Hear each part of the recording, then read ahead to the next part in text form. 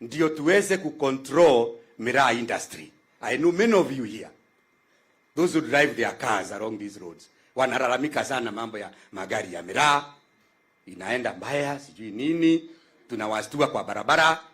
Unajua kuna wakati tunaendesha mpaka tunaangusha kale kamuti kanakuja 180. So tunaomba Bwana Speaker, hiyo kitu ipitishwe so that we can be able to control this industry. It's a big industry that requires sanity. Otherwise, thank you very much, Your Excellency.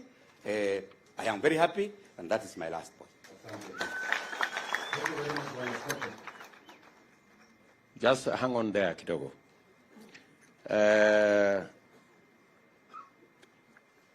Tunakubaliana na wewe ya kwamba mambo ya irrigation sio kwa miraa peke yake. The whole sector ya irrigation kwa sababu ya mambo ya climate change ambayo imesababisha mvua kuwa unpredictable na vitu kama hizo. Mambo ya irrigation ni jambo la muhimu sana, and it will be one of the big issues Kenya Kwanza will want to address. Mambo ya dams. Tunajua tuko na commitment.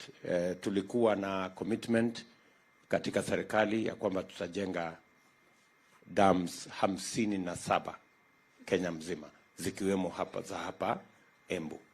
So hizo dams zenu bado ziko katika mpango yetu, ili mupate maji ya irrigation ya vyakula zote, miraa ikiweko, na pia tupate maji ya matumizi nyumbani na maji ya mifugo, ng'ombe na vitu kama hizo.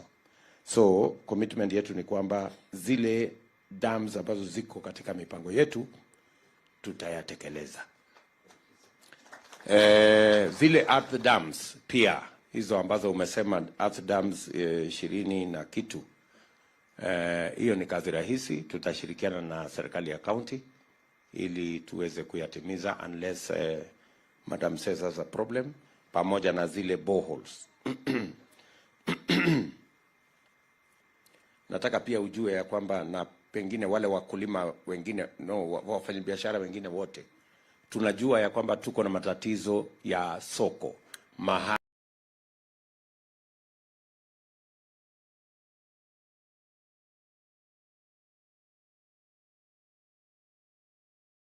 wananchi wanaweza kufanyia biashara yao. Wananchi wengi wanatandika their products barabarani kwa jua, kwa mvua.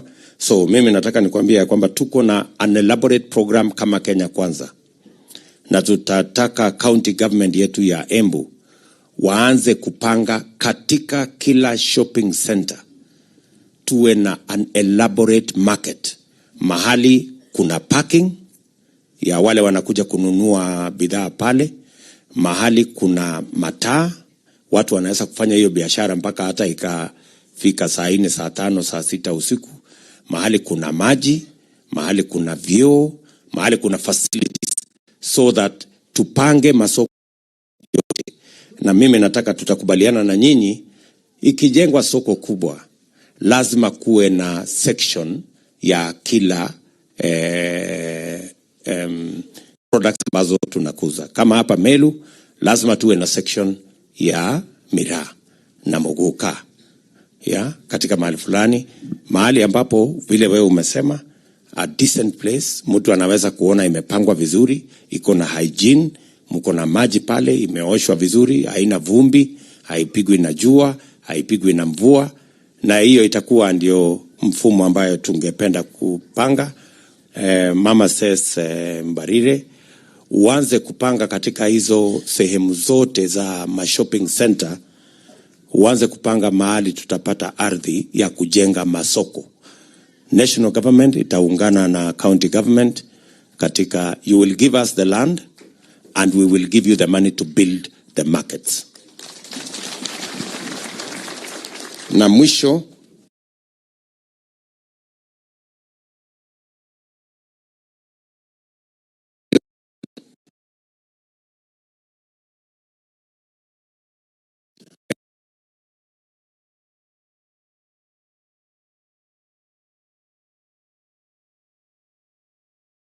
na muguka, tuwe na juice, tuwe na wine, tuwe na yogurt. Hiyo ni maneno mzuri sana. Na thank you for those ideas. I think they are good ideas. Tunaweza kuchukua maziwa kutoka kwa wakulima wetu, tuongeze muguka ndani yake, iwe yogurt. Tengeneza yogurt. Nafikiri those are good ideas, and I hope our economic team are listening so that we can begin to take some of those good ideas into account. Na tunashukuru sana umesema ya kwamba mnapatiana mikopo kwa sako zenu, lakini mngeteka hiyo pesa ambaye mko naye ni kidogo. So tutawaongezea pesa kama serikali, ili na tuone pia kama tunaweza kuwasaidia tupunguze kutoka 8% ikuje 5%. Ndio watu wenu wengi waweze kushughulika na hiyo maneno. I don't know whether anybody of us here wants to say something. Okay. Maybe Moses Kuria before Governor. Thank you, Your Excellency. Your Excellency, on the issue of market prices, because in all the economic forums ambazo tumekuwa, it has been coming out.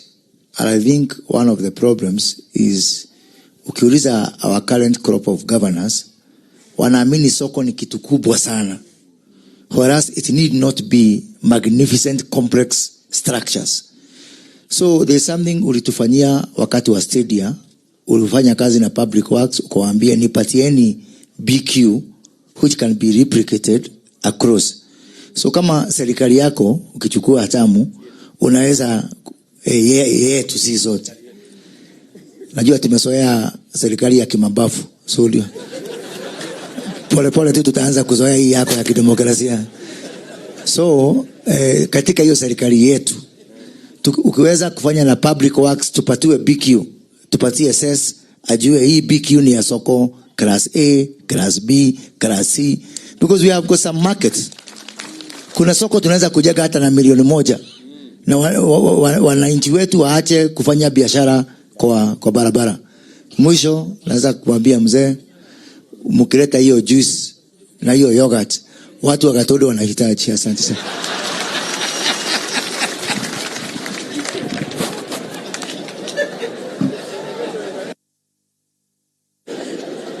Asante.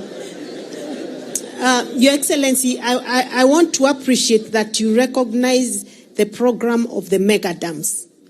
And in particular, I just want to remind you, sir, that we had 3 key mega dams in Embu County.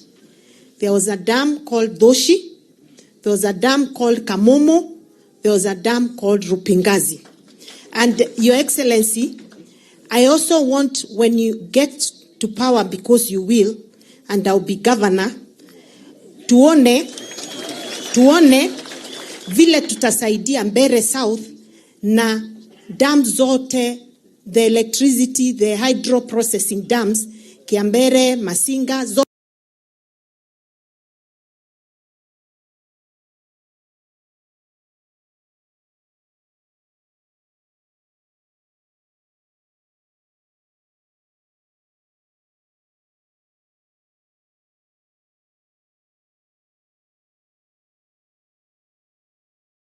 dams. Ndio hiyo maji ifike, tuweke kwa mulima by gravity, iende kwa manyumba na isaidia hata kwa irrigation, Your Excellency, because it is excess water most of the time. So Your Excellency, that will be very key. Please note those 3 mega dams on behalf of the people.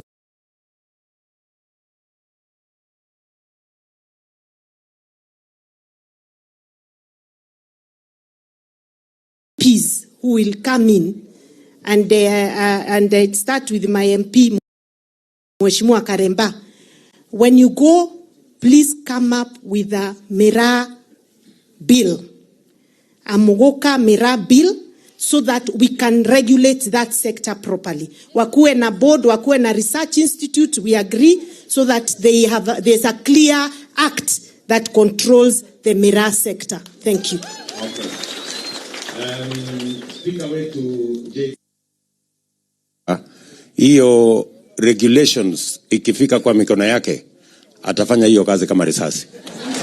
So na vile ningependa kukubaliana na Moses.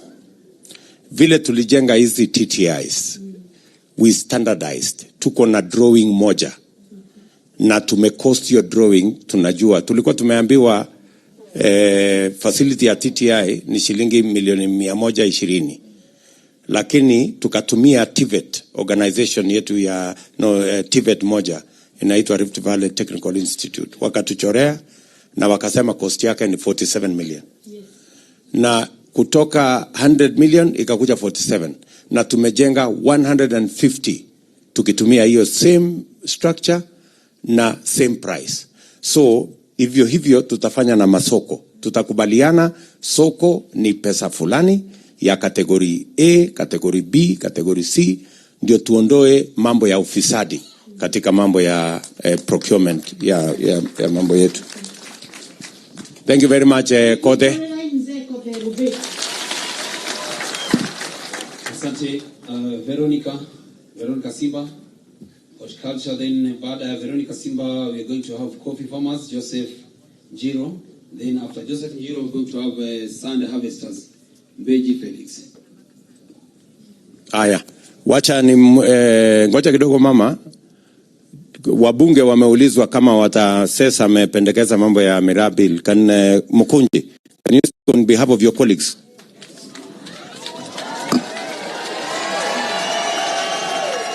Thank you, Your Excellency. Brief, my friend. Very brief.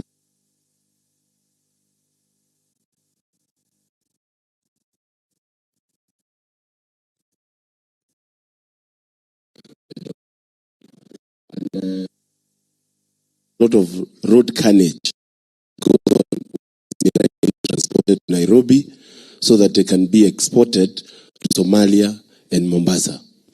I would request, if we have a cargo section or a civilian section of that airstrip, so that instead of having these accidents along Nairobi Road, we can have miraa being transported there from Meru and Embu, and then it is flown. It is flown to Somalia and the rest of the places. I know that is possible, Your Excellency. Thank you. Can you speak to the miraa bill?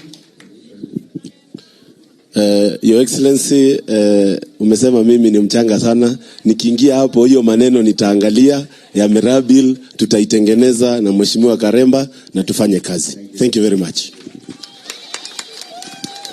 I agree with this young man, Ngunyi. Hapa, we can actually use it for civilian transportation. Kwa hivyo, tutaongea na wale wanafanya hiyo biashara kule Wilson Airport. Badala ya sisi kutransport hii miraa kutoka hapa mpaka Wilson Airport, alafu itoke Wilson Airport iende Somalia ama mahali pengine. Kutoka hapa kwenda Somalia ni fupi kuliko kwenda kwanza mpaka Wilson Airport. So we will have that conversation so that we can airlift your mogoka and miraa near a place either here or Meru, make it cheaper for the transporters and more money can go to farmers. Yes. Thank you very much, Your Excellency, our fifth president. My name's lakini si simba mla watu, ni mla nyasi, and I'm here to talk about the horticulture sector, especially fruit farming. Our county is conducive for such farming, and I'm even sure Her Excellency Rachel, sometimes when she puts a very sweet melon on your table, it's from Mbere or from Embu. But we have a few problems. In Embu, we are able to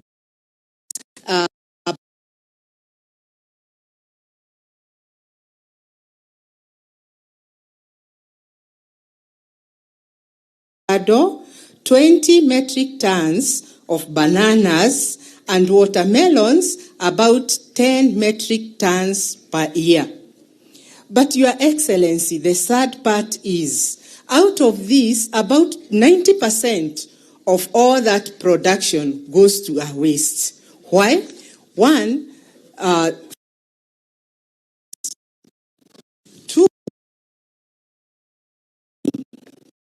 low price by the locals, the local buyers, and even the exporters.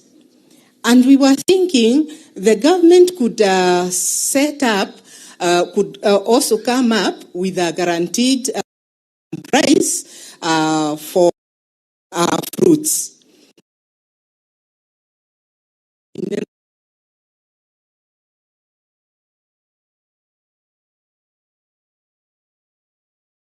Extension workers to come and advise us, how can we produce even more, and how can we even produce quality fruits? The government could employ, in fact, that can be done under you by the national government. I mentioned that fruits are perishables. We can counterattack this one by coming up with a processing plant that could also solve the challenge of value addition. And by that, we could make juices, this time to help Kode. As he takes his mira, he would also take a mango juice. He would take yogurt that is mango flavored and all that. The government could also help in the inputs. The inputs that we use to farm fruits are very expensive. Fertilizers and even the chemicals that we normally spray. Yes, there was a time we were getting, during your time and Kibaki's time, we were getting that fertilizer. But we were getting it all the way from Embu. We were thinking, could be the government could come up with an electric voucher payment, something like that, so that it can be done at the ground level by established by. Called e-voucher. E-voucher. Thank you very much. I'm getting educated even at my age. And more so by the president himself. Yes. There is also need for water. We had also surveyed a few areas where we could come up with boreholes and even earth dams. For us, when he was coming up with 24, we had come up with 30 earth dams and about 20 boreholes. Now, all said and done, we need to market. And we were thinking the government could come in by establishing bilateral market with other governments, an agreement between government and government, and also establish a marketing sector, a marketing department in the Ministry of Agriculture, so that they would look after the marketing. All said and done, we are sure God will give us our Moses come 9th August, because all these problems will be solved by God through our Moses. Thank you. Thank you very much, Mama. Let me just ask you, agree with you first, that we need to deal with the challenge of perishability of our horticulture produce, and we have two options. Said we need to enhance our value addition so that we can process them and save them from being from perishability. And maybe the second item, which again I want to guarantee we will do, is to establish cold rooms so that you can keep some of those products for 1 month, 2 months, as you make sure that the market forces don't push the prices down. You know, the challenge comes when you produce so much, then the market cannot absorb, then the prices collapse. But if we have cold rooms that can store some of these products for, say, 1, 2, 3 months, you can then save them from being perishable, and you can have a predictable supply and therefore a predictable price. And then number 2, the whole space of value addition and processing is something tumekubaliana sisi wote ya kwamba whatever we produce, we must add value. That's the only way we add money to the farmer. And finally, you have spoken to irrigation, whether it is earth dams, whether it is boreholes, whether it is the mega dams. I think the one single thread here is water. Munataka maji. You will know what to do with the water. Mutatumia manyumbani, mutatumia kwa mifugo, mutatumia kwa irrigation, kama ni ya mugoka, kama ni ya fruits, kama ni whatever it is. So I think that's the big takeaway, that water is a very important issue.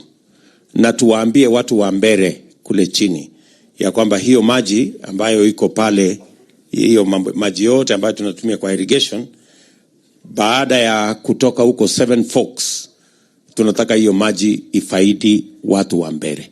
So that will be a big program for us ili tuweze kuwapatia maji. Asante sana Mama Veronica. Thank you very Thank you. much, Your Excellency. So, Your Excellency, there are 2 main fruits that I would want you to note for Embu. One is mangoes. Lower Embu, Lower Runyenjes, Lower Manyata, and Mbere has a lot of mangoes. And then avocado is huge in Embu. When you are thinking value addition, please let's partner, county government, national government, do value addition for those two fruits, and will have helped a lot of farmers in this country. Thank you. Vile, just to respond to what Cesar said, vile mnajua tuko na deni kubwa ya China, na tutaanzisha mazungumzo na watu wa China. Wako na watu bilioni 1. So njia moja ya kulipa hiyo deni ni kulipa through our mangoes, our avocados, kwa sababu watufungulie soko tuwauzie, kwa sababu tukiwauzia na bei mzuri tutapata ushuru na tutalipa madeni yao, si ndio? So vile tunanunua mali kutoka kwao, tumenunua chuma, tumenunua sijui nini kutoka huko China, pia scratch my back, I scratch yours. Vile tunanunua chuma yao, pia tunawauzia avocado na produce yetu ya kutoka ngambo hii. It is the fairest thing to do. Na hiyo tayari mimi tumeamua kama Kenya Kwanza ya kwamba tuko na balozi moja saa hii China, lakini tutaongeza mabalozi wakuwe 5, na kazi ya hiyo mabalozi wengine 4 ni kututafutia tu soko ya bidhaa zetu hapa Kenya. Sawa sawa. All right, thank you very much. I now call upon coffee farmers Joseph Jiru, and then Sand harvesters Berry Felix. Benji Felix.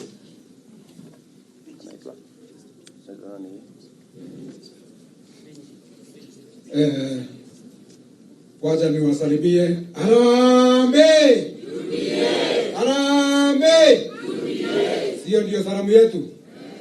Basi kwa majina, mimi naitwa Joseph Jiro Jogu. Mimi ni chairman. Nimekuja hapa kwa niaba ya wakulima wa kahawa. Kwanza pongezi kwa Deputy President kunja hapa. Yangu ni kushukuru sana sababu sijawahi kusimama mbele ya president siku ingine. Kwa hivyo Mungu akubariki sana. Yangu ni machache tu sababu mengi yameongewa ya kuhusu kulima. Our deputy president nafikiri katika Embu County tuko na society 24 ambazo ziko na over 120 members. 120,000 members. Na sekta ya kahawa kwa muda mrefu imekwama katika Embu. Factory nyingi zimekwama sababu factory zingine zilijengwa wakati wa mkoloni. Nafikiri Madam Governor unasikia hiyo maneno, zingine factories zilijengwa wakati wa mkoloni. Kwa hivyo kila wakati wa season ya kahawa unakuta ni repair, unakuta wakulima hawapati pesa mzuri. So yangu nikisema kama ukulima wa kahawa inatakiwa irundi katika Embu sababu ndio ngoro ndia Embu.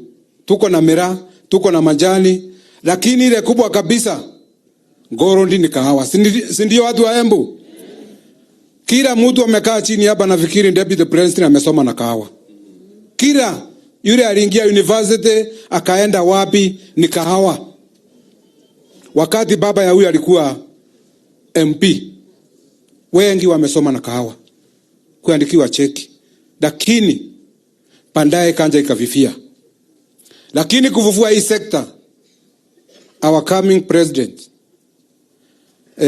ya kwanza ni isho masini mzee, serikali ione vile italinovate, ilete mashini hizi za kisasa, zinatumia maji kidogo. Si ndio watu wa Embu? Hiyo ingine, farm input ambayo wakulima wanalima kahawa naye imekuwa na bei ya juu zaidi. Fertilizer, dawa za kubuliza kahawa, hiyo imekuwa na bei ya juu. Ndio unakuta watu wengine wanashindwa na kulima kahawa, wanatoa zile grade mbaya mbaya sababu pesa ya kahawa ni grade mzuri ikiwa imelimwa mzuri. Si ndio wakulima wa Embu?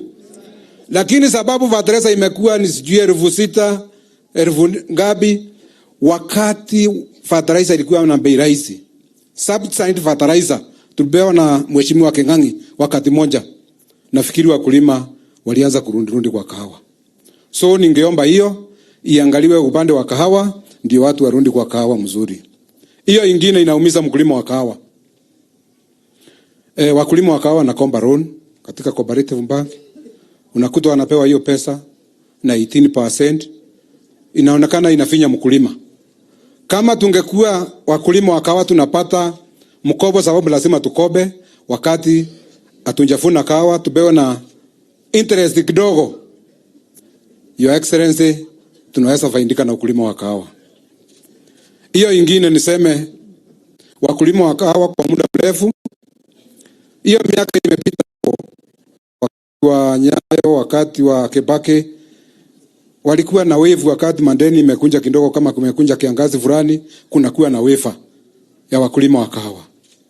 Lakini miaka 10 imekuwako watu wameuliza wa Embu weva lakini ilitoka tu wakati wa Kibaki wakati moja na kahawa ikarundi ikaendelea tena. Sababu mashinda ni mingi kama hiyo unasikia ya factory ni mzee tangu wakati wa koroni. Kwa hivyo tukifanyiwa hiyo watu wa kahawa nafikiri wakulima watafaidika.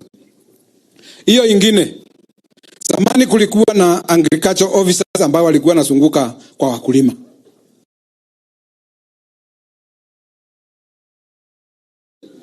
Hakuna agriculture ambao wanazunguka. Na sababu agriculture is involved.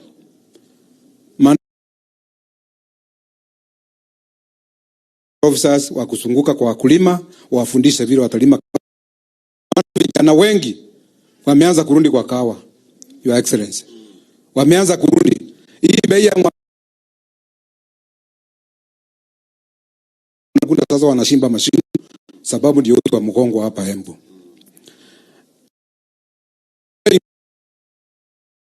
Kati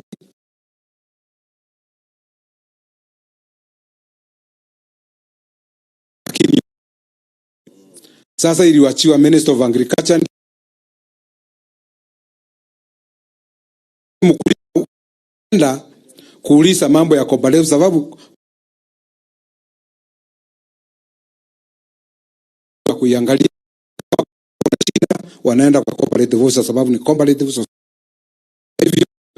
Hiyo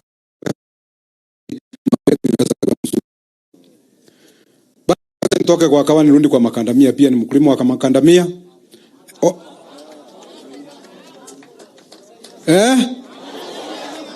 Makandamia. Bas, mambo ya makandamia hapa. Coffee mira, hiyo mambo yote nimesema iko ndani kwa hii.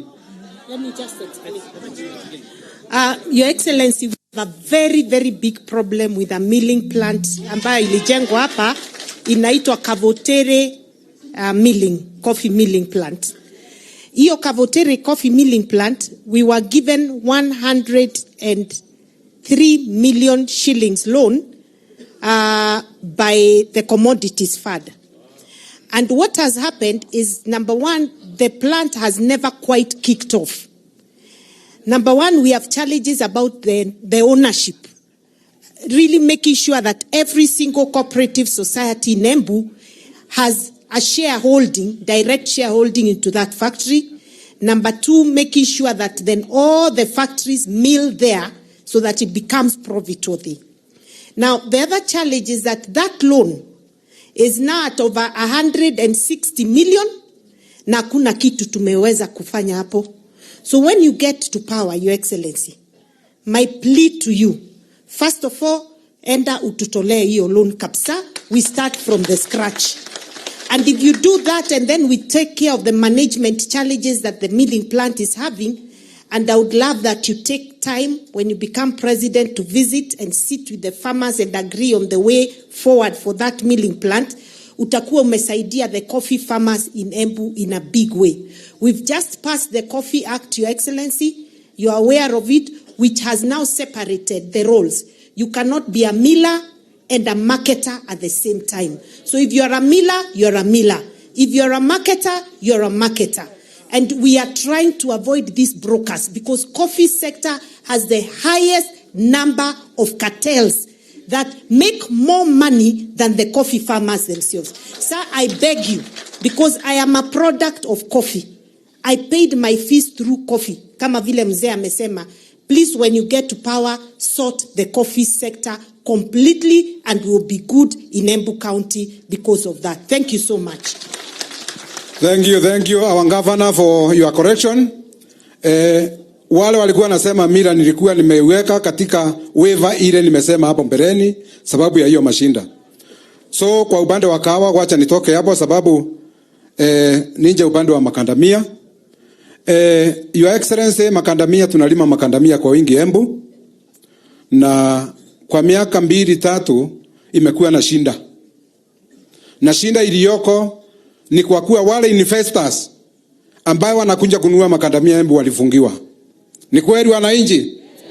Walifungiwa sababu makandamia miaka 3 hapo nyuma ilikuwa natoka 200 per kilo. Today tunauza 50, 60, 30. Lakini kama tungekubaliwa awangafana, ukubali investors waingie Embu ndio watu wa Embu wafaidike.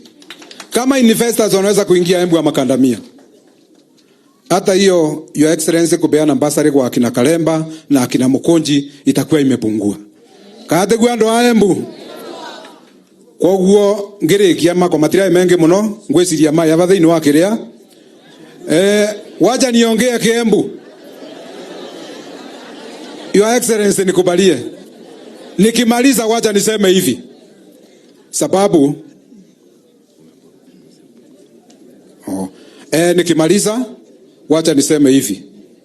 Tuko kwa chama ya UDA na vile tuko hapa, tukirudi mashinani tufanye kazi kama mchwa. Si ndio watu wa Embu? Mnajua vile mambo iko, tungangane kila mtu mahali anakwenda achukue watu 10 mwingine 10. Hapa mimi ningependa wakati wa tarehe 9 tuwe na over 90% kura ya Bwana Ruto. Au sio? Kwa hivyo ndugu zangu asanteni sana. Yes. Wacha nikujibu kidogo na alafu nitakuuliza tu swali moja. Kwanza nataka wakulima wa hapa Embu na wakulima wa Kenya wajue kilimo ya kahawa ni ya muhimu sana katika taifa letu la Kenya. Saa hizi tumerudi chini mpaka tumbuko sasa hapo karibu almost 30,000 hapo metric tons. Nia yetu ni kusukuma kutoka hiyo 30,000 5 times mpaka ifike 150,000 metric tons kahawa ambayo tunauza. Na itakuwa ni partnership kati ya serikali na wakulima. Jambo la kwanza ni increase productivity, kuongeza production iende juu.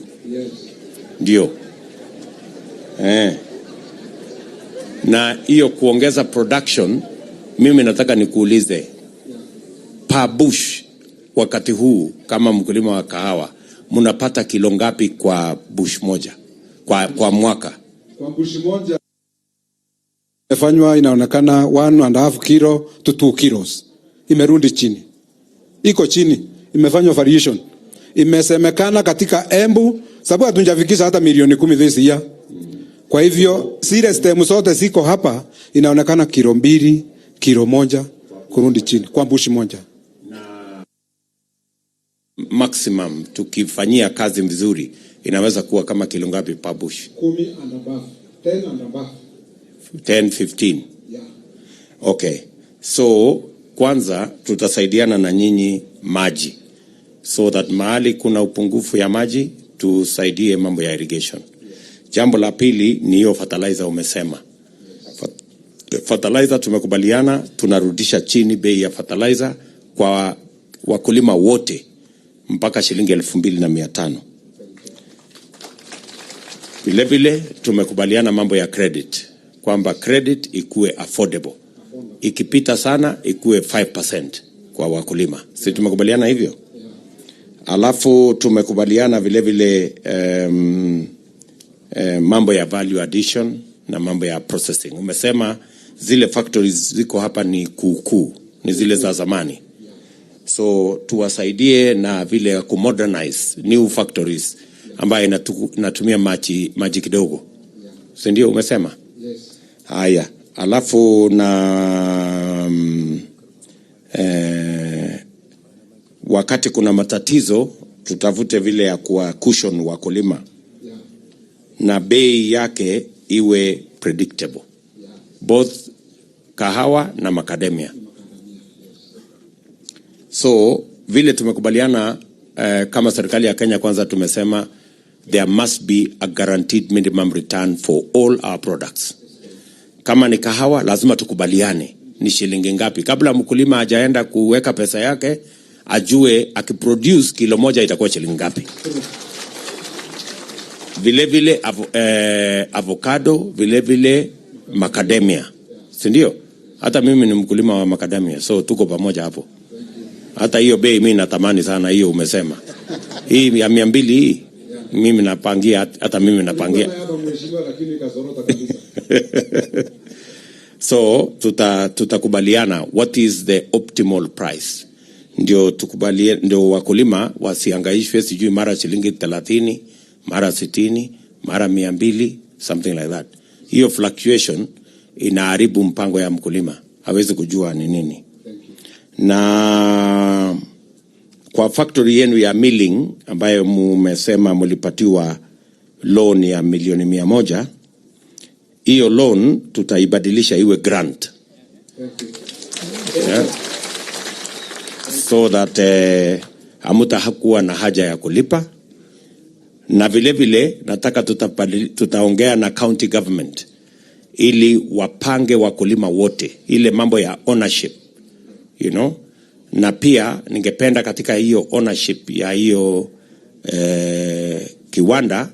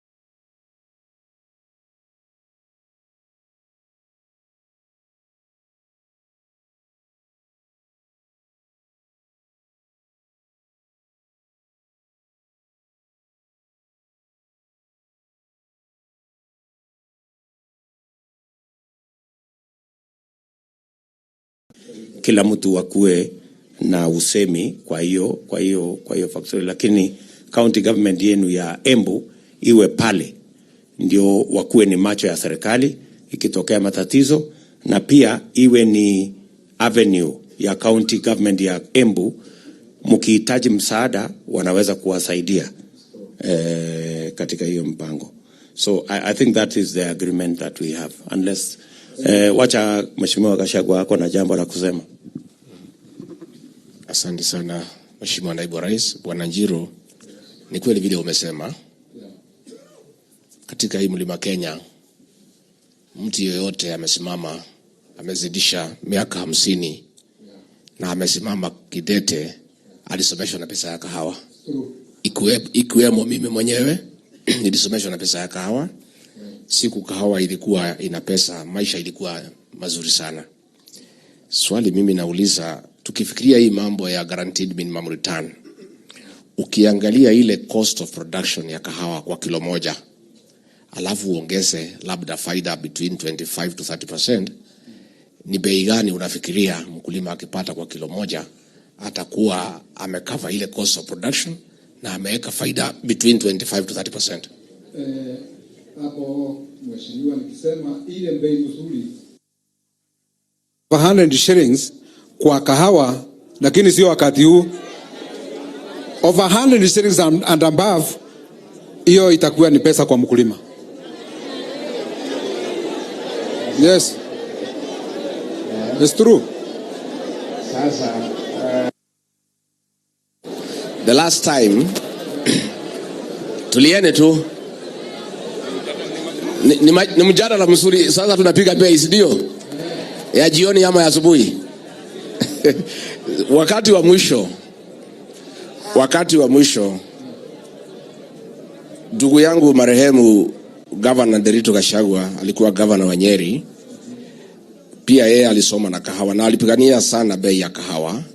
Alikuwa amependekeza shilingi 130 ya kwamba ni bei nzuri ya kuwa imecover cost of production, ambaye which is like 100 shillings na imeweka faida kama ya 30 shillings.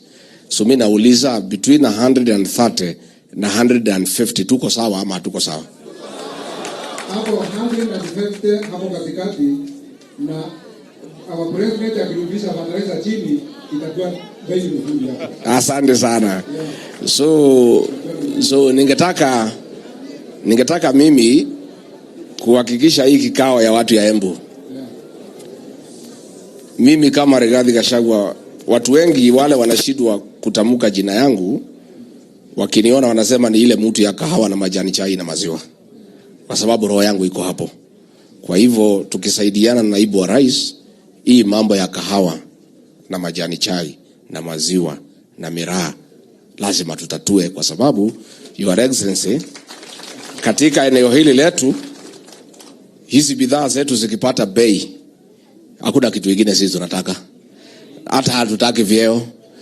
Hapa kwetu mtu akiwa na pesa kwa mfuko ndio prime minister kwa boma yake, na bibi yake ndio deputy prime minister, na watoto ndio mawaziri.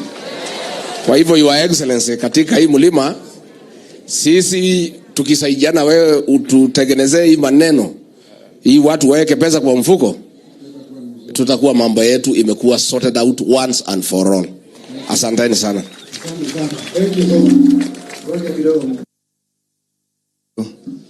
Niko na swali mawili. Na kwanza, naibu wa rais, nitoe ushuhuda. Hata mimi nasema Yesu ni Bwana na nilisomeshwa na kahawa. Kwa hivyo uko na gang kubwa sana katika timu yako hii ya kahawa. So sijui Bwana Njiro, unakumbuka hapo mwaka wa 2016 hapo tulikuja ile pahali tunaongea Kikuyu inaitwa Sagana, si unakumbuka? Na tukasema tukaunda kamati ya kufanya write off ya loans. Si unakumbuka ile tulikuwa na rais huko? Sijui loan yenu iliachwa nyuma namna gani? Iliachwa. Na ni kwa sababu sijui kama unaelewa. Sasa niwacha nikuchanue. Wale hiyo pesa ya write off ilikuliwa na the same people waliiba pesa ya KEMSA. So kama haujui, sasa unajua pahali nani alikula write off. Na vile walifanya, walichukua one financial institution ambao sitataja. Sitataja, lakini mkinisukuma nitasema ni cooperative bank. So wakaangalia mambo ya cooperative bank, sababu hapo ndio udanganyifu ulikuwa unapitia. Mimi na Mushiri tulikuwa kwa hiyo kamati, wakaacha hii commodity fund because hawakuwa na vibaraka wao katika hiyo commodity fund. So vile nataka kuhakikishia serikali ya Kenya Kwanza, vile naibu wa rais amesema, hiyo deni yenu tutafutilia, lakini pia tutafuatia wale waliiba pesa ya write off, vile walikula pesa ya KEMSA. Ya pili, naibu wa rais, kama inawezekana, ningekuomba hii maneno ya fertilizer, kwa sababu sasa huko na timu kubwa sana ya kahawa, kama inawezekana to designate all our coffee factories to also be depot ya National Cereals and Produce Board. Ndio hawa wakulima wa kahawa wasiende kuhangaika huko in the main depot. Mkulima wa kahawa akitaka fertilizer ile subsidized, anaenda kwa factory, anakuta kuna ofisi ya NCPB hapo na kazi inakuwa rahisi. Asante. Thank you very much. Asante sana Bwana Njiro.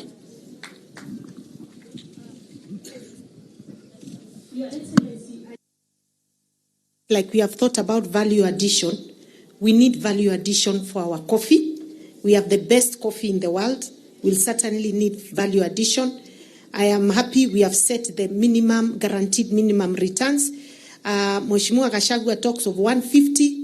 We still feel 200 shillings per kilo is possible if we work hard.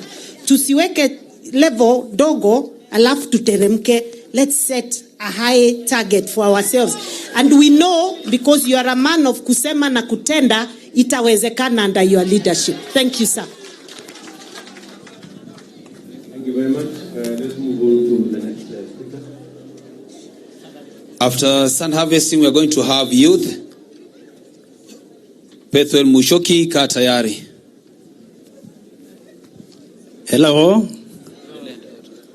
Yes, because of time, hata sitafuata protocol. Naambiwa waingia kwa maneno. My name's ni Felix M. Benchi kutoka Mbeere South. Uko chini kabisa. Tunapakana na Mwingi na Kitui huko.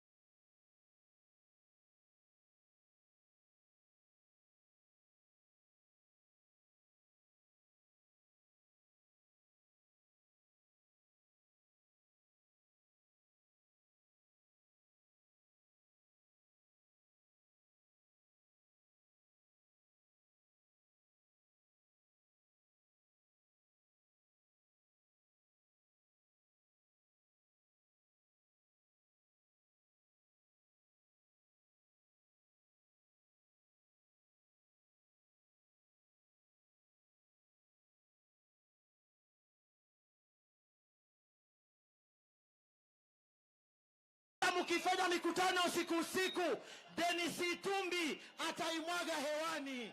Si ndio? Wangapi wanasema tuko tayari? Haya. Nikisema harambee tunasema UDA. Harambee. Harambee. Nikisema UDA tunasema kazi ni kazi. UDA. UDA.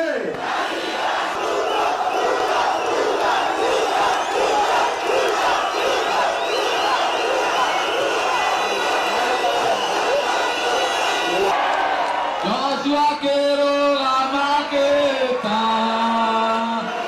Kayuba Kwayone Tole Tunga Tagera Kayi Arayore Udenyazo Wapinduru ya William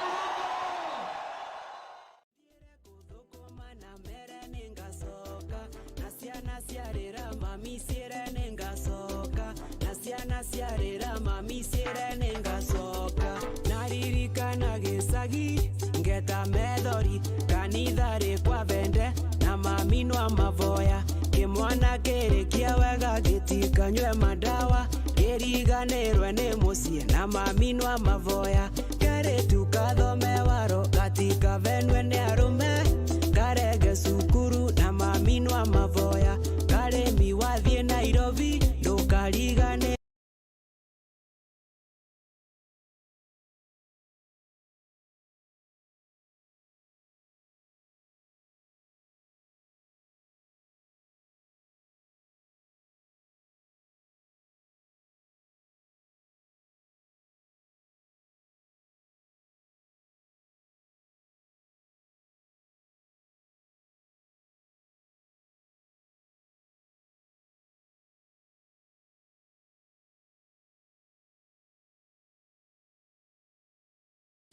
Thank you, Your Excellency. Your Excellency, on the issue of market prices, because in all the economic forums ambazo tumekuwa, because of your expansive diplomatic ties, we come together so that we can get markets, new markets, and in very stable countries. We don't have markets in European countries, and I think we will get markets there, even if there is instability. Senator Cheriot brought in a T-bill, they really supported it. And after it was passed into law, we got T-Act 2020. But I can tell you, Your Excellency, 80% of that act is again blocked in court. So immediately your government takes over, please unlock that T-Act, because it has a lot of value in the running of this sector. Your Excellency, through Madam Sis, because I know she is going to become the governor, we are proposing, because of that road network I've talked about, when you are forming your government, please include a leader from the tea sector, so that at any development meeting, the tea man will be able to highlight the problems of tea sector. With that, I say thank you so much for giving the chance. Yes. Let me start by saying, on behalf of Kenya Kwanza, I want to undertake the Tea Act 2020 was a brainchild of our team, because we wanted to sort out the myriad of taxes that the farmers were being taxed. And I want to commit to you that we will deal firmly and decisively with the cartels, so that we can free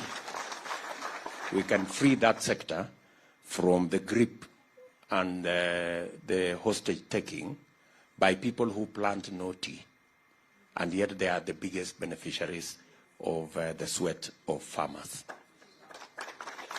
Number two, responding to your issue on tea prices and fluctuations, beyond marketing, which I agree with you, Joe, The plan we have is to begin processing, packaging Kenyan tea ourselves. You are aware that we sell 90% of our tea in the tea auction in Mombasa. The same tea is packaged by other people.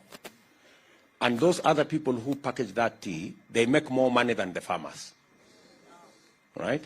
So, I'll give you an example. I had a meeting with some business people. And they told me of a situation where somebody went to Egypt and they were served some very nice tea. And then that fellow decided to buy, said, oh, this tea is very nice. He thought it was Egyptian tea or something.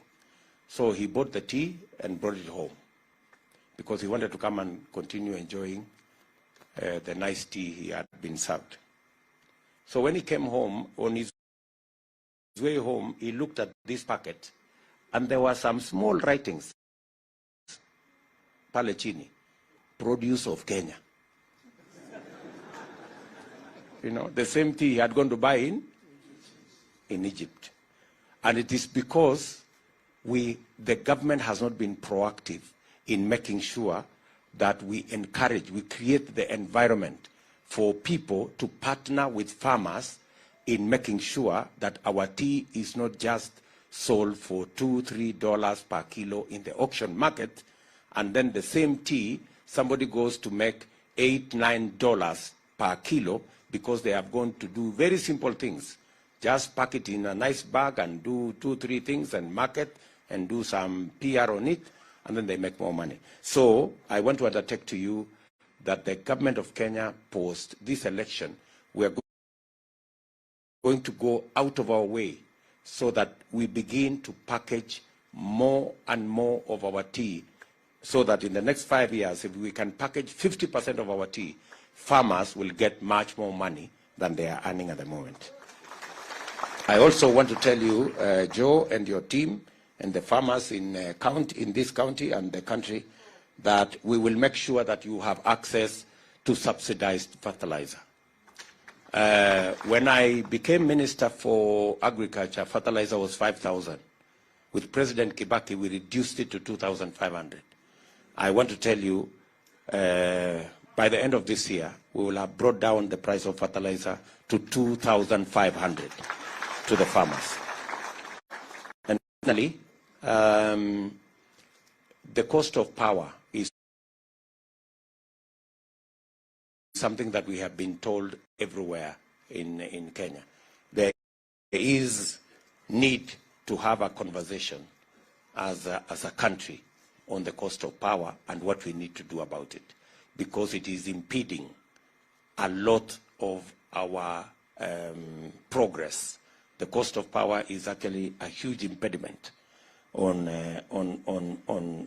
the whole manufacturing sector and the whole value addition chain of all our products. So that's a subject beyond Embu County, but tutafanya mjadala ndio tujue vile tutarekebisha the cost of power. And finally, as we do our road network, you are aware we've done almost 10,000 kilometers of good tarmac in the last 10 years. I want to commit that going forward, we will tailor our road construction program so that we make it supportive to our production sectors, including tea and other agricultural products, ili tuweze kujenga barabara tukiegemea sehemu ambayo itatusaidia kusaidia wakulima wale wanataka bidhaa zao sifike sokoni. Na mwisho ni kueleze kuhusu loans. What kind of, just to ask you, Joe, hii loans unasema wakulima wako nazo, what kind of interest are the farmers paying at the moment? With the SACCOs, they are paying around 17%, and our microfinance, which does not have enough capacity to give them loans, is charging them 8%. So, what is your suggestion? That the government of Kenya can support the microfinance so that the microfinance can lend to more farmers at 8%. And if we can give you support, you can even reduce that to maybe 5%. And, so that the people who are paying 17%, can all of them come to 5%? You think that would help in putting more money in the pocket of farmers? So we have taken that into account, and we will make sure that we will deploy government resources. Because the farmers are saying they don't want free money. Are they saying they want free money? They don't want free money. They just want money that they can pay at a lower interest.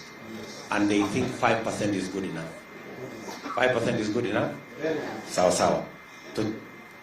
I had forgotten just one item. Like this time, we were expecting a lot of rains. So we have a big challenge in tea areas with weather. There's nothing we can do about weather, but there's something we can do with tea. I went to Meru and I found them doing tea irrigation. So in Embu, we are also asking whether we can have dams in those areas and farmers can do tea irrigation, not minding about weather. Thank you. So finally, so maybe what I can commit to you is that we will borrow money from cheap sources. We can borrow money from the World Bank at 1%, and then we will give that money to your microfinance, and you can lend it between 3 and 5% and be able to reduce the burden on farmers. Is that okay, Joe? Thank you very much. Maybe Seth wants to say something. Your Excellency, I just wanted to let you know that of the 3 tea factories, there's a factory called Karangarire Tea Factory. It is the youngest of the 3 and has been processing tea on behalf of the Nyayo Tea Zone. Now what the Nyayo Tea Zone has done, and they were doing about 1.something million kilos from the Nyayo Tea Zone, they have now built their own factory and want to take away all their tea from Karangarire, which will mean Karangarire will just shut down. So when you come in, try intervene on behalf of Karangarire. Let Nyayo Tea Zone consider, just allowing the factories to thrive through their tea. So because it's a government institution, let it also support our farmers. I agree. Thank you. Thank you, sir. I think the same things Joe has said applies to our coffee farmers. Yes. Maybe on the issues of credit, on the issues of cost of power, on the issues of road network, on the issues of access to subsidized fertilizer. That all applies to all the other crops. Sure. Yeah, thank you. Most of them. Thank you. Nitaomba vile vile kumwalika mkuuzaji wa miraa, alafu atafuatwa na horticulture Veronica Simba. Na tafadhali nitaomba tu kwa heshima, kama mtaweza kuongea kwa Kiswahili itaweza kuwa vizuri zaidi. So horticulture Veronica Simba, ujitayarishe. Baada ya Kothe Jarius, wewe ndio utafuata. Asante sana. Your Excellency, Deputy President, Your Excellency, the incoming Deputy President, Mheshimiwa Gachagua, all protocols observed, ladies and gentlemen, good morning. My name is Gervasius Nyombie Kothe. Mheshimiwa Deputy President, I have a very long name. Na hiyo jina ilikatwa, nikaitwa Kothe. So Kothe is better. Your Excellency, I want to start by passing greetings to you, in particular, from the Mira community in this county. Wanakumsalimia sana na wameshukuru serikali yako kwa sababu sisi wakulima wa miraa katika kaunti yetu ya Embu. Zamani tulikuwa tunauza miraa tukiwa kama watu wamejificha. Lakini today, if you call miraa farmers in this gathering, they are here with us. Lakini ukisema nataka wale wanauza banki, utawapata Mheshimiwa Rais. Kwa sababu it has not been legalized. Sasa tunataka kushukuru serikali kwa sababu mwaka wa 2013-2016 miraa was legalized. Sasa tunauza kitu ambaye inakubalika katika nchi yetu ya Kenya. Nashukuru serikali. Your Excellency, currently Mugoka farming is the largest business, especially in the rural Embu, supporting over 105,000 farmers with an acre range of 75,000. It is a business with the longest value chain and very many stakeholders, all the way from the nursery operator to the chewer, the person at the end of the chain. Your Excellency, we have the following challenges in the miraa industry. One, especially the rural part of Embu County, in the months of July, August, and September, those are the months that the area is very dry, and we have a problem of water, and therefore we need water for irrigation and even domestic use. Your Excellency, I said, I don't know whether I introduced myself well, I am the chairman of Embu Miraa Farmers Cooperative Union. In this county, we have a union that deals with miraa, and under the union, Your Excellency, we have 15 registered SACCOs. Na hizo SACCOs ziko na pesa with a very big membership na zinaendelea vizuri, very, very, very active. And the umbrella body is the Embu Miraa Farmers Cooperative Union. Using my committee, we have been able to identify areas that early dams can be sunk in very south and very north, and where we can do boreholes in Manyata constituency and Runyenjes. Tuko naso hapa. Very north we can do 10 early dams, Your Excellency. Very south we can do 14. Watu wamekubali na mashamba yao. Wametupea mashamba where we can do it. In Manyata, 10 boreholes. We have already identified those areas in Manyata. And Runyenjes, we have 12 areas where we can do boreholes, so that our farmers can irrigate miraa. Your Excellency, miraa is a very special crop. We call it a special diet. Because mugoka haioshwi, haipikwi, tunakula ikiwa raw. Na tunaosha na pumzi. Ikianguka hapa, nitachukua tu. Kwa hivyo, ningeomba serikali yako, tafadhali utunjengee market sheds, so that na tuwekewe meza mzuri, so that our deputy president Mheshimiwa Gachagua akipitia hapo aamue kutafuna, hataona uchafu. Wazungu akiingia kununua, watanunua kitu clean kwa sababu ya hygiene. Your Excellency, we have already identified 27 designated areas mahali tunauzia miraa, na tunaomba tunjengewe sheds kwa hizo designated areas in Embu County. Serikali yako, the present government, has done 5, but we have a balance of 22. We have a problem of local and international market. Your Excellency, one time your government sent me to Ethiopia and Djibouti to look for markets. I want to tell you, Your Excellency, that in Djibouti we have a miraa market. In Somalia iko, Zimbabwe iko, DRC iko. Tunaomba tu hiyo ifuatiliwe na wakulima wetu watafaidika. We also need, Your Excellency, capacity building. Wakulima wetu wa miraa tumekuwa tukilima tu, but we require training. Watu wetu wafunzwe vile watapanda vizuri, the way they should use their shambas, But as at now, ni ile inaitwa trial and error method. Mtu anapanda tu vile anafikiria. Another big problem that we have, a very big challenge, Your Excellency, ni issue ya pests and diseases. Miraa yetu, Your Excellency, imemalizwa na vitu viwili, very serious. Scales and chavagraphs. Toka mwaka wa 2018, tumeongea na watu wa KARUA. Tumeahidiwa ya kwamba research is being done, mutatumiwa dawa, mutaletewe dawa. Mpaka sasa wakulima wa miraa wale wako hapa, tumepata dawa? Your Excellency, miraa ya wakulima 105,000 farmers wakipata shinda ya chavagraph na skills na serikali iko, I think.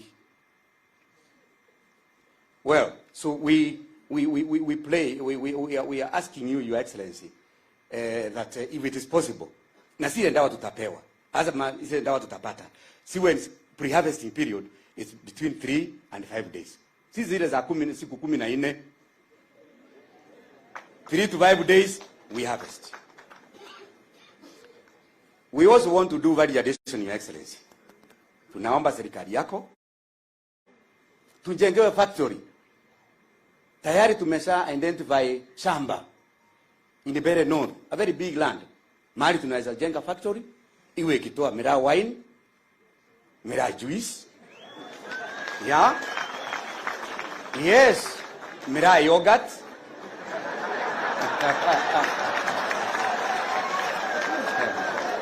Yeah?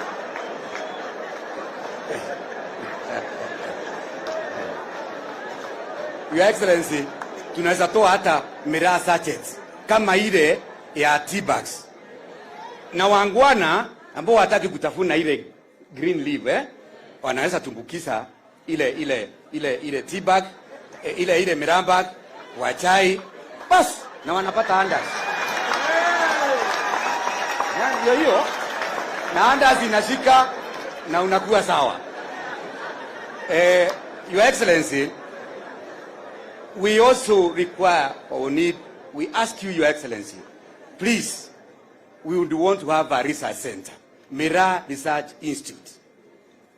Tayari we have talked to the University of Nairobi, kupitia kwa one of our professors from Mbeere South, and tunaomba, I'm about to finish.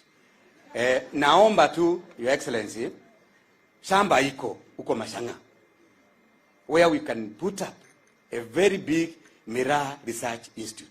Ndio tufanyiwe research ya miraa yetu, tujue ile variety mzuri ya mguka ni gani. Ile tunaweza panda, hata mzungu akiingia hapa anasema iko sawa. Finally, Your Excellency, we need some seed capital. Your government gave us 48 million. And we shared among the circles that I told you, 15 of them. But that was not enough. It's very little money for 105,000 farmers. Mi naomba tu kupitia kwa serikali yako, because I know you get it. Tafadhali tuongeze hiyo pesa so that our farmers can continue to borrow. Ile pesa wako nayo wanakopa, and some of our circles, Your Excellency, I want to report here that they are almost opening a bank. Tuko na pesa, Your Excellency. And we give loans at 8%. So tunaomba hiyo pesa ikipatikana tuongezewe. Sisi tulipata 48, Meru akapewa 122 million. Embu County 48. Your Excellency, we have another big problem. Watu wetu wameanza kupeana mashamba. Watu wameanza kukodisha mashamba. And we are fearing, some of them are almost being kicked out of their shambas today.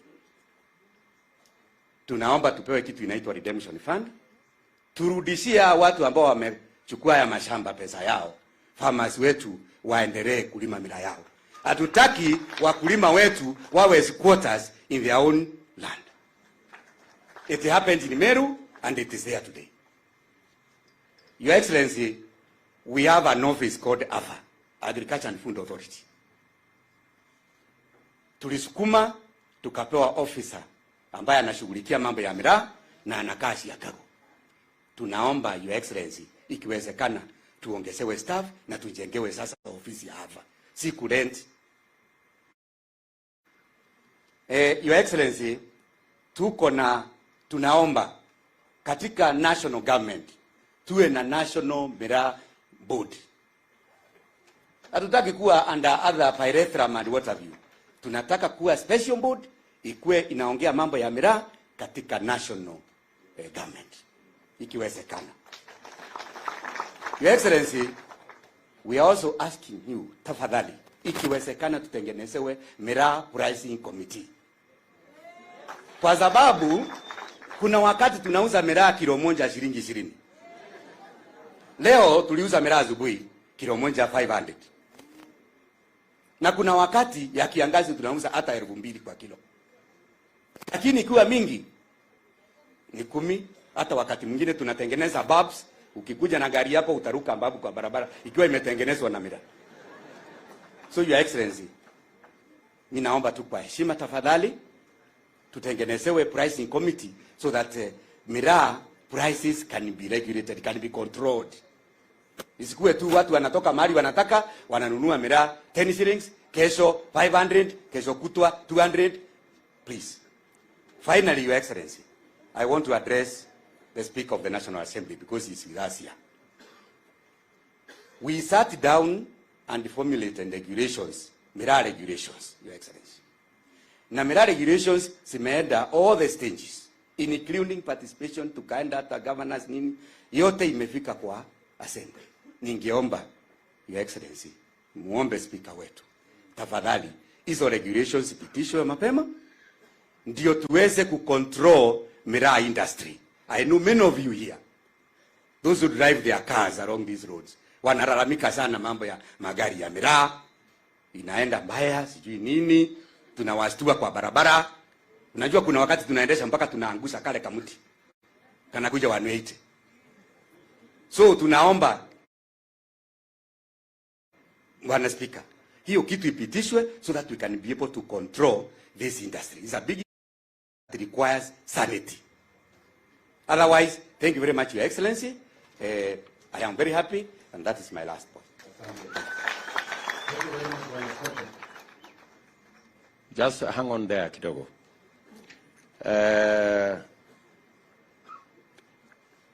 Tunakubaliana na wewe ya kwamba mambo ya irrigation sio kwa miraa peke yake.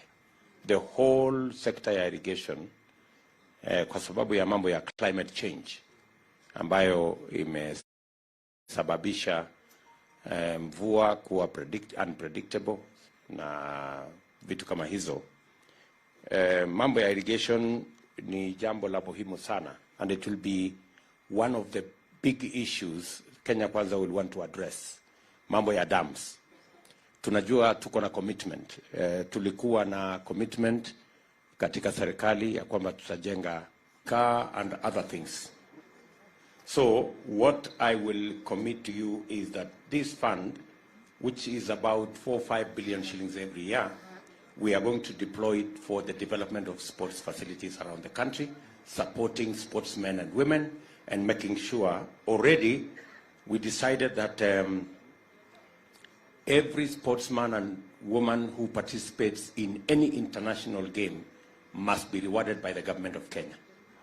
We decided that for those who come with gold, we will give them 1 million shillings.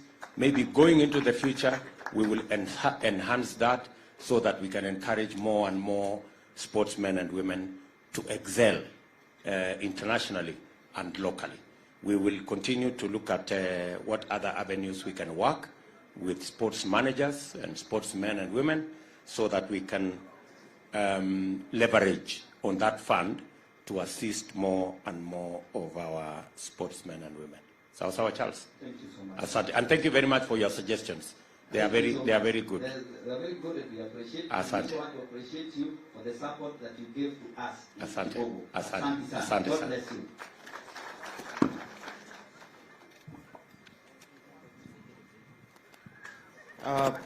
It's Mutua again. Charles Njagi, thank you. I think also we may want to, I think we'll consider that the reason football teams from Brazil do very well, or France, or some of these countries, is because they nurture talent from a very young age. And I think the plan is, even as we build stadiums, we also build youth academies. So the best, unajua kuna mtoto mwingine anazaliwa vile anapiga sufuria teke nini, unajua yeye atakuwa footballer. Sasa unajua huyu ana excel, so the best from every county starts being trained to be a runner, a netball player, a tennis player, with youth academies in every county. Then that talent now will take us to the national level, then that takes us to the international level from that age. So that's part of the plan, you know, getting the youth involved from a very young age with youth academies. Thank you very much. And now I go to Mama Mboga, kindly. Alafu nitaomba tafadhali, kama nimekutaja jina, ingekuwa vizuri tungekuwa hapa karibu kwa niaba ya kuokolea muda. Rais Bamburu, we have boda boda, Luiga, almaarufu Kobole, tafadhali.